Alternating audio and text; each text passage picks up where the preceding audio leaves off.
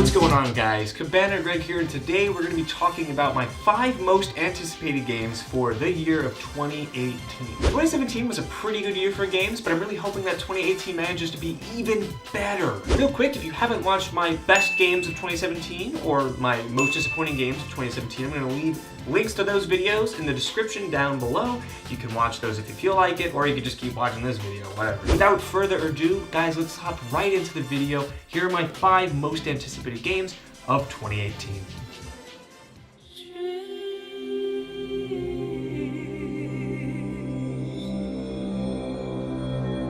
Am I dreaming, or am I awake? So at number 5, we have Dreams. Yes, that's right, Dreams, the Media Molecule game. Now, I've been a fan of Media Molecule ever since the first Little Big Planet. In fact, I remember being in my 9th grade algebra class and tearing out pieces of my graph paper so that I could map out the levels that I was going to design for the first Little Big Planet. No other game made me do that ever, where I would just feel compelled to start sketching and planning how I was going to structure a level and create something of my own. So for that reason, Little Big Planet holds a very special place in my heart. And that's why I'm looking forward to Dreams. Here's the thing though, very little is known about Dreams, and that's kind of the reason why it's on my list, is because I don't know much about it, and it fascinates me because my mind is running crazy with all these potentials, what this game could be, what it should be, what it might be, who knows. But honestly, the tools that are at your disposal in Dreams seem to be very, very powerful, and you can make any kind of game similar to Little Big Planet, and that's awesome. I want more of that in my games. More specifically, I want to create short films with Dreams, and that's what excites me so much, is because it seems like this game will allow me to do that. So that's why it's on my list, that's why it's on my number 5. Can't wait to see what Dreams is all about when it comes out, hopefully the end of this year.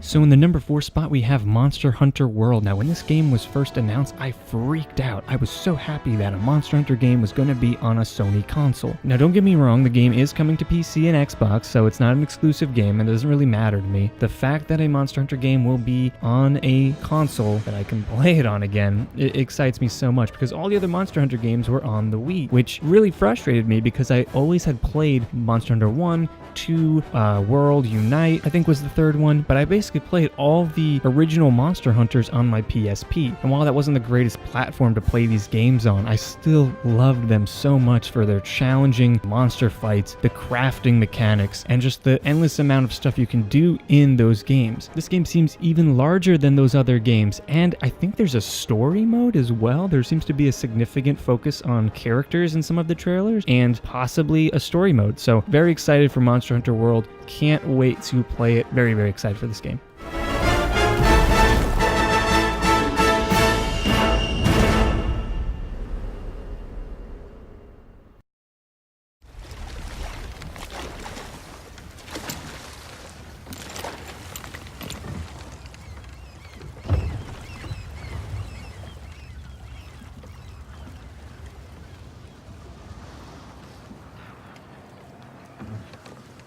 So in the number 3 spot, we have God of War. Now, I'm not the biggest God of War fan, but I absolutely love God of War 2, Chains of Olympus, and God of War 3.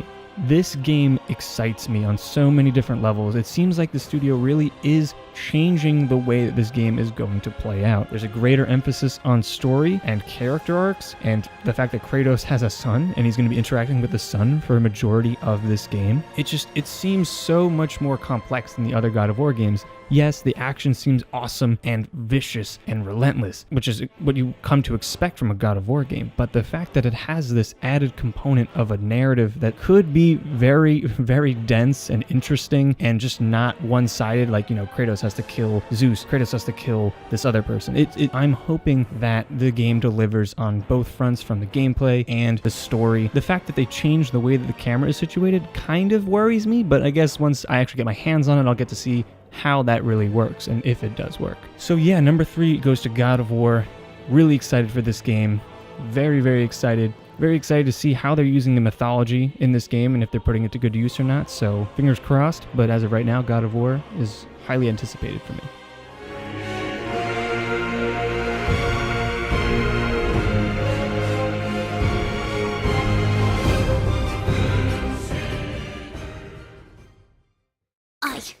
I am Evan Pettywhisker Tildrum, King of Ding Dong Dell. Who are you? Never mind who. The question is where. And in the number 2 spot, we have Ni no Kuni 2 Revenant Kingdom. Very, very long title, yes I know, but the first Ni no Kuni was absolutely incredible. I love this game. I actually wound up doing a report on the first Ni no Kuni for a Japanese pop culture class that I took. The game was just that impactful for me. Not only did it have a beautiful, touching story with a great, great ending, and I really liked how the first Ni no Kuni featured a non-traditional JRPG protagonist. I mean, you were basically playing as a young boy who was getting over the death of his mom, and it was a very untraditional JRPG, and I really dug it for that reason. Not to mention Studio Ghibli did a majority of the animation for the cutscenes, and that just elevated the game to this whole new level of being beautiful and just well produced, and it just blew me away. The only thing that I didn't really love about the first Ni no Kuni was the combat. I thought that it was competent and well thought out and very much like Pokemon. But other than that, I just didn't really love it as much as the other parts of that game. But it looks like in the sequel, they're actually changing the way that the turn-based combat plays out, and it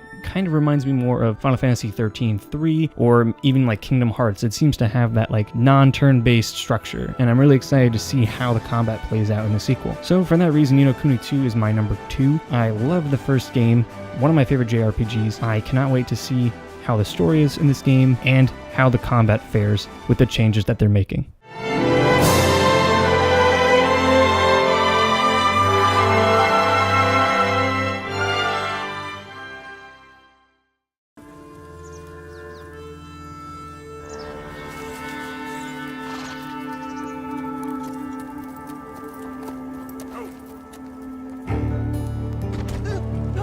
You got some money for me, boy?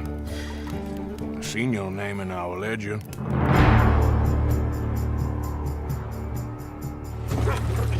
You're a wanted man, Mr. Morgan.